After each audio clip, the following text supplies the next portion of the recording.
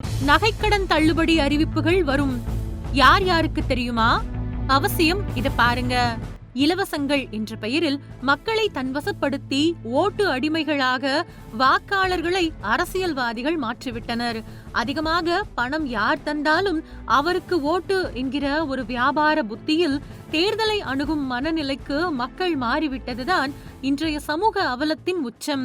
ஜனநாயக உரிமை என்பதை சலவை செய்த ரூபாய் நோட்டுகள் தீர்மானிக்கும் நிலையில் சட்டசபை தேர்தல் விரைவில் வருகிறது. கோடை வெயிலை போலவே தமிழக சட்டசபை தேர்தல் களமும் சூடு பிடிக்க தொடங்கியுள்ளது. இந்த நிலையில் அரசியல் கட்சிகளின் கவர்ச்சிகரமான வாக்குறுதிகள் குறித்த எதிர்பார்ப்பும் மக்கள் மத்தியில் பெரிய அளவில் அனலை கிளப்பியுள்ளது. எவ்வளவு தொகை கிடைக்கும், என்ன பரிசு பொருட்கள் கிடைக்கும் என்கிற ஆவல் அதிகரித்து விட்டது. குறிப்பாக திமுக மற்றும் அதிமுக என்ற இரண்டு பெரும் திராவிட கட்சிகள் மீண்டும் கூட்டுறவு வங்கிக் கடன் தள்ளுபடி அஸ்திரத்தை கையில் எடுக்கக்கூடும் என்ற ஒரு தகவல் வேகமாக பரவி வருகிறது. இதன் எதிரொலியாக தமிழகம் முழுவதும் உள்ள கூட்டுறவு சங்கங்களில் நகைக்கடன் மற்றும் பயிர்க்கடன் பெறுவதற்காக பொதுமக்கள் கூட்டம் அதிகரித்து வருகின்றது. ஏராளமான மக்கள் கூட்டுறவு சங்கங்களுக்கு படையெடுத்து வருகின்றனர்.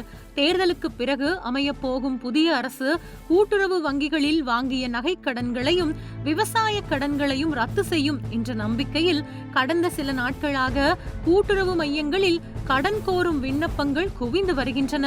இதனால் வழக்கத்தை விட கூடுதல் பணிச்சுமையுடன் கூட்டுறவு வங்கி ஊழியர்கள் திணறி வருகின்றனர். தேர்தல் நேரத்தில் கடன் வாங்கினால் தள்ளுபடி கிடைத்துவிடும் என்ற மனநிலை சாமானிய மக்களிடம் இருப்பதே இந்த கூட்டத்திற்கு முக்கிய காரணம் என்று சொல்லப்படுகின்றது.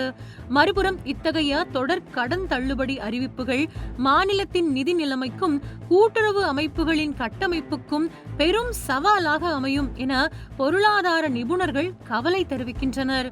கூட்டுறவு வங்கிகளின் நிதி ஆதாரங்கள் என்பது சுழற்சி முறையில் ஆனது. வாங்கிய கடன்களை திருப்பி செலுத்துதலை நம்பியே உள்ளது.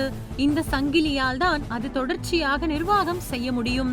கூட்டுறவு வங்கிகளில் இப்படி மக்கள் வாங்கிய கடன்கள் தள்ளுபடி செய்யப்படும் போது அந்த நிதிச்சுமையை அரசு ஈடுகட்ட தவறினால் அல்லது காலதாமதம் செய்தால் கூட்டுறவு வங்கிகளின் செயல்பாடு முடங்கும் அபாயமும் இதில் உள்ளது.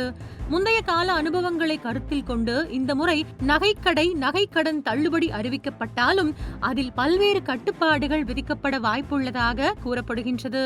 குறிப்பாக ஒரு குடும்பத்திற்கு இத்தனை கிராம் தங்கம் மட்டுமே தள்ளுபடி செய்யப்படும் என்ற உச்ச வரம்பும் வறுமை கோட்டிற்கு கீழ் உள்ளவர்களுக்கு மட்டுமே முன்னுரிமை போன்ற நடைமுறை சிக்கல்களும் எழக்கூடும். எனவே புதிய கடன்களை வாங்குவதற்கு முன்பாக தள்ளுபடி விதிகளில் ஏற்படக்கூடிய மாற்றங்களை கவனிப்பதும் மிகவும் அவசியம் என்று சமூக ஆர்வலர்கள் எச்சரிக்கின்றனர்.